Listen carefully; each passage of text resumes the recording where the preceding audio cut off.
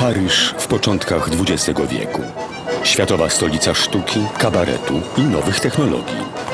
Symbolem wspaniałej epoki Paryża staje się wzniesiony w 1889 roku z okazji wystawy światowej najwyższy wtedy budynek świata – wieża Eiffla. Do prestiżowej stolicy Europy co roku przyjeżdżają najlepsi konstruktorzy, prezentując na wystawach i konkursach fantastyczne wynalazki. W 1908 roku na Międzynarodowej Wystawie Przemysłowej w Paryżu zapanowało poruszenie. Sensacją okazuje się zegar wieżowy, którego nowoczesny mechanizm wzbudza uznanie wysmakowanej publiczności. Jury jest pod wrażeniem. Prawdziwy majstersztyk. Mamy więc zwycięzcę. Kto to taki?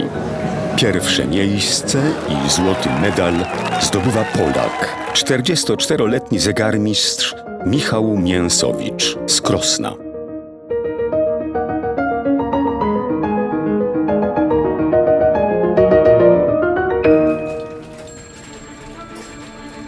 Kim był ten wyjątkowy zegarmistrz? Michał Mięsowicz urodził się 19 września 1864 roku w podkrośnieńskiej Korczynie, w rodzinie mieszczańskiej o mocnych tradycjach rzemieślniczych. Dziadek Michała, Stanisław, podobnie jak jego dwaj bracia, Wojciech i Sebastian, trudnił się tkactwem. Brat ojca, jego imiennik Michał, pełnił funkcję burmistrza Korczyny, zaś ojciec, Franciszek, był cenionym zegarmistrzem. Ród Mięsowiczów według najstarszych zapisków kojarzy się z tkactwem. Byli to głównie tkacze, ale według naszych zapisków i naszej wiedzy byli to również ludzie, którzy byli doskonale wykształceni. Czy byli majętni? Trudno powiedzieć. Na pewno mieszkali w domu pod Figurą i w domu pod Lipą. Wiadomo też, że mieszkali w Krośnie, prowadząc duże biznesy jak na owe czasy. Wśród Mięsowiczów jest na przykład major Wojska Polskiego, jest major wojsk austriackich, są lekarze, są prawnicy, są inspektorzy Poczty Polskiej, ale są również stolarze tramwaju konnego w Lwowie, więc ród to był niewątpliwie wyjątkowy. Młody Michał uczył się sztuki zegarmistrzowskiej pod okiem swojego ojca. W wieku 18 lat zdobył tytuł czeladnika. Pozwoliło mu to opuścić rodzinną Korczynę i wyruszyć do Pragi, a następnie do Wiednia, gdzie podjął pracę w renomowanej firmie Emil Schauer, specjalizującej się w wytwarzaniu zegarów wieżowych. Firma, w której praktykował Michał Mięsowicz, była jedną z najnowocześniejszych w tej części Europy. Wprowadzała nowinki techniczne do zegarów wieżowych i Michał Mięsowicz, poznawszy tam nowe tajniki wytwarzania zegarów wieżowych, mógł w Krośnie, w fabryce, którą założył, mógł te nowinki techniczne wprowadzać w życie. Dzięki temu jego zegary chodziły i chodzą do tej pory. Do Krosna wrócił w 1890 roku. 3 lata później 29-latek zostaje przyjęty do cechu wielkiego w Krośnie jako mistrz zegarmistrzowski. Michał sprowadza do Krosna swoją rodzinę. Ojciec otwiera zakład zegarmistrzowski w Rynku, a cała rodzina wprowadza się do domu przy ulicy Krakowskiej. I właśnie tutaj mieścić się będzie założona przez Michała Mięsowicza w 1901 roku pierwsza krajowa fabryka zegarów wieżowych. Mięsowicz od początku ma przemyślaną strategię biznesową. Stawia na najwyższą jakość produktów. Ceny ma wysokie. Chwali się za to niezawodnością swoich zegarów, gwarantując, że będą chodzić nawet i 50 lat. Wnętrza swojego domu częściowo zamienia na fabrykę. W piwnicach organizuje kuźnię, w której wykonywane są prace kowalskie oraz montowane ciężkie elementy zegarów. Na parterze domu urządza montownię, w której składa się mechanizmy zegarowe oraz wykonuje prace wykończeniowe. W trosce o najwyższą jakość swoich wyrobów współpracuje z najlepszymi dostawcami, odlewniami, zakładami szklarskimi, złotnikami z terenu całych Austro-Węgier. Natomiast po I wojnie światowej wyłącznie z firmami polskimi. W kontaktach z klientami Michał Mięsowicz wykazuje się, jak na zegarmistrza przystało, wyjątkową precyzją. Każde zlecenie traktuje indywidualnie. Osobiście wykonuje pomiary, przygotowuje projekty, wprowadza rozwiązania, które sprawiają, że każdy zegar jest wyjątkowy. Wytworzył Michał Mięsowicz około 280 mechanizmów zegarów wieżowych. Ale trzeba brać pod uwagę, że produkcja takiego zegara wieżowego trwała od 1 miesiąca do 3 miesięcy. Waga pełnego mechanizmu z dzwonami to jest od 200 do 800 kg. Więc ta praca troszeczkę trwała. Krośnieński zegarmistrz stosuje odważną strategię marketingową. Reklamuje się w prasie, szczycąc się medalami zdobytymi na licznych wystawach, konkursach krajowych i zagranicznych, w tym najważniejszym złotym medalem z Międzynarodowej Wystawy Przemysłowej w Paryżu. Swoją ofertę i sukcesy prezentuje klientom w przygotowanym przez siebie i wydanym w 1929 roku ilustrowanym katalogu firmowym. Biznes od początku okazuje się strzałem w dziesiątkę. Bardzo dokładny czas zegara wieżowego, do którego ustawiają swoje zegarki wszyscy mieszkańcy, sprawia, że na wyroby krośnianina chętnych nie brakuje. Zamówienia płyną z całego kraju. Wkrótce wieże kościelne, ratusze, szkoły, koszary, dworce kolejowe, fabryki i inne budynki w miastach, w miasteczkach i na wsiach ozdabiają zegary sygnowane nazwiskiem Michała Mięsowicza. Każda miejscowość chciała mieć zegar wieżowy, bo to świadczyło o statusie tej miejscowości. Większość wież kościołów czy wież ratuszowych miało miejsca, w których można było zamontować tego typu urządzenia. I tak wspomniałem, miejscowość, która miała zegar wieżowy, jak gdyby miała większy prestiż wśród innych. W czym tkwi fenomen zegarów Mięsowicza? Odpowiedzi udziela sam mistrz. Zegary wieżowe z mej fabryki z 36-godzinnym nakręcaniem są najnowszej konstrukcji z wychwytem sztyftowym, wykonane silnie i z najlepszego materiału. Wielkość i siła głównego mechanizmu, werku zegarowego, zależy od wielkości dzwonów, w które ma wydzwaniać kwadranse i godziny, jak również od wielkości i ilości tarcz zegarowych, cyferblatów. Przy werku idącym znajduje się automatyczny przyrząd, który podczas nakręcania chód zegara utrzymuje w nieprzerwalnym ruchu. Przy głównym mechanizmie zegara znajduje się kontrolna tarcza zegarowa ze wskazówkami, która wskazuje dokładnie tak, jak na zewnątrz wieży znajdujące się tarcze zegarowe, cyferblaty. Mechanizm, to jest główny werk zegarowy, umieszczony jest w szafie olejno-malowanej i lakierowanej, wykonanej z drewna.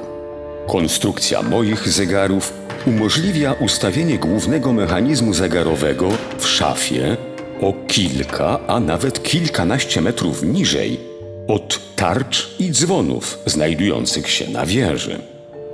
Każdy z mej fabryki wykonany zegar poddany jest jak najdokładniejszej próbie.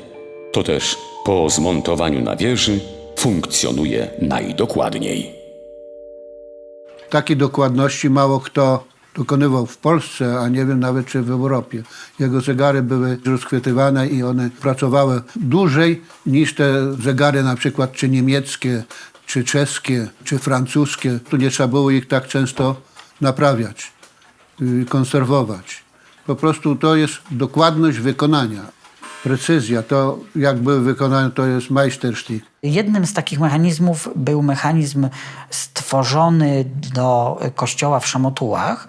Jest to mechanizm zegara wieżowego sprężony z urządzeniem, który wybijało pieśń na cześć Najświętszej Marii Panny, Witaj Święta. Mechanizm ten kosztował około 24 000. Ten mechanizm pokazał możliwość techniczne fabryki krośnieńskiej, natomiast ze względu na cenę, która nie mogła być niższa, nie było prób, że tak powiem, zrobienia drugiego takiego mechanizmu. W galicyjskim Krośnie Michał Mięsowicz dał się poznać mieszkańcom nie tylko jako ceniony zegarmistrz. Aktywnie uczestniczył w życiu społecznym miasta, zasiadając od 1907 roku w Krośnieńskiej Radzie Miasta, a w latach od 1927 do 1933 został nawet wybrany na wiceburmistrza Krosna. Po tym czasie, aż do swojej śmierci, zasiadał w Radzie jako ławnik. Szczególnie bliskie były mu sprawy edukacji, a zwłaszcza kształcenia zawodowego. To z jego inicjatywy w 1923 roku przywrócono nauczanie w szkole przemysłowej uzupełniającej. Dzięki temu młodzież uzyskała łatwiejszy dostęp do nauki zawodu i zdobycia tytułu czeladnika. Mięsowicz miał duży udział w organizacji Cechu Wielkiego, piastując w latach od 1928 do 1932 godność cechmistrza oraz przez wiele lat funkcję przewodniczącego Komisji Egzaminów Czeladniczych. Mocno angażował się w popularyzację nowych idei i postaw patriotycznych. Był członkiem wielu towarzystw. Nie przeszkodziło mu to jednak w prowadzeniu życia rodzinnego. Był dwukrotnie żonaty. Po raz pierwszy ożenił się z Marią Sokołowską, z którą miał 2 dzieci, syna Eugeniusza i córkę Izabelę. Szczęście rodzinne przerwała tragedia. Eugeniusz, zawodowy wojskowy, zginął podczas przewrotu majowego, walcząc w randze majora sztabu generalnego po stronie marszałka Piłsudskiego. Drugie dziecko Mięsowicza, Izabela, zmarła w wieku 18 lat na gruźlicę. Wkrótce zmarła też żona Michała, Maria. Po jej śmierci Mięsowicz ożenił się ponownie. Jego wybranką została Adela Flis. Urodziły się im 3 córki: Leontyna, Zofia i Helena, które otrzymały jak na owe czasy bardzo staranne wykształcenie, studiując we Lwowie i Krakowie. W latach 30.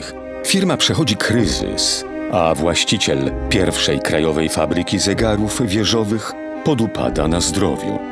Powoli wycofuje się z życia zawodowego i społecznego, przekazując swoje obowiązki żonie i córce. Druga żona Michała Mięsowicza, Adela, według przekazów rodzinnych była mistrzem zegarmistrzowskim. Po śmierci męża prowadziła fabrykę razem ze swoją córką Heleną. Chociaż udzielała się jako pracownik fabryki zegarów wieżowych, wcześniej prowadząc Michałowi Mięsowiczowi kancelarię, prowadząc korespondencję z klientami. Natomiast w dokumentach krośnieńskiego cechu nie ma znaku, że Adela została mistrzem w krośnieńskim cechu. Być może spowodowane jest to tym, że Michał Mięsowicz był przewodniczącym Komisji Egzaminów Mistrzowskich i po prostu nie chciałby posądzono go o próbę wpłynięcia na jakość zdawanego egzaminu. Najprawdopodobniej Adela Mięsowicz zdawała ten egzamin bądź w Izbie Rzemieślniczej w Rzeszowie, bądź w Lwowie. W naszych dokumentach śladu po tym jednakowoż nie ma. Michał Mięsowicz umiera 23 marca 1938 roku w wieku 74 lat. Pogrzeb tego niesamowitego człowieka był smutnym dniem dla Krosna. Po wielkim zegarmistrzu pozostały jego dzieła, które dzisiaj, po 100 latach, nadal precyzyjnie wskazują przechodniom czas, zdobiąc przy tym najważniejsze budynki Krosna. W dawnym domu Mięsowiczów znajduje się muzeum poświęcone jego pamięci. O jego życiu, dorobku i pasji zwiedzającym opowiadają historycy, zachęcając do poznania tajników sztuki wielkiego mistrza.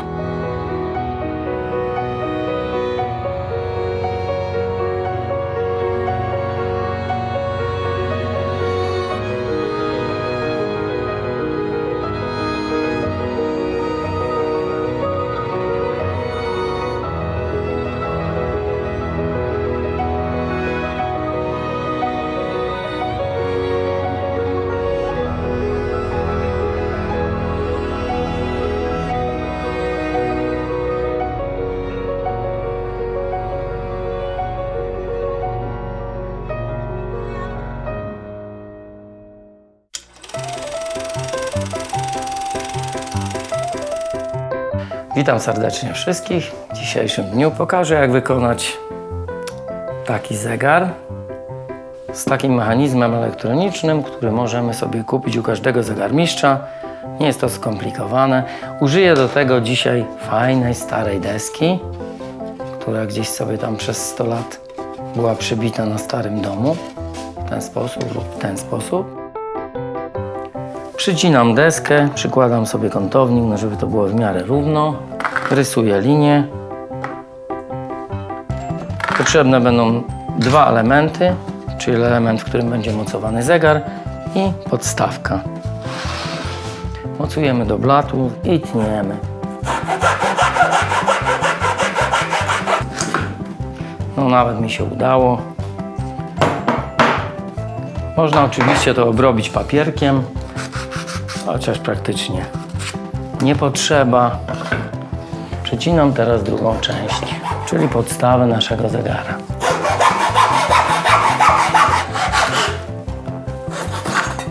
Zawsze przy końcu cięcia uważamy, żeby nam nie przyciskać piłki, bo może nam to wyszczerbić deseczkę. Mamy już dwa elementy. Teraz możemy sobie to spasować. Może nawet tak. Pierwsze może przewiercimy dziurkę. Zaznaczam. Ja to robię na oko. Można sobie oczywiście wymierzyć. Wiertłem odpowiedniej grubości, żeby nam przeszedł tutaj trzonek zegara, prawda? Ten gwint. Będę wiercił dziurę.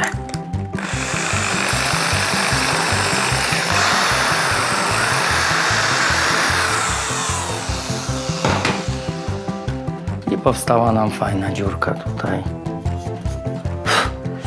Następnym krokiem będzie przymocowanie podstawki. Nasz zegar musi na czymś stać. Potrzebny będzie do tego gwoździk.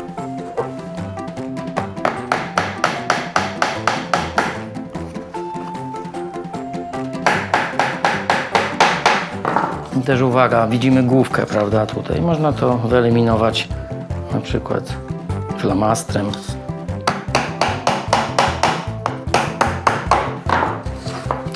I tak oto przygotowany nam sobie stoi. W tej chwili możemy przystąpić do montażu właśnie zegara. Wchodzi nam, wszedł. Musimy pamiętać tylko o tym, żeby ten, prawda, czpień wyszedł nam poza deseczkę. To jest bardzo ważne. To jest taka specjalna śrubeczka. Zakręcamy. Możemy sobie dociągnąć. Oczywiście delikatnie przystępujemy do montażu wskazówek. Godzinowe, minutowa. Może damy 6. I ostatnia wskazóweczka, sekundnik. Czyli mamy już gotowy zegarek na starej 100-letniej desce, który możemy sobie wykonać własnoręcznie przy użyciu paru prostych narzędzi.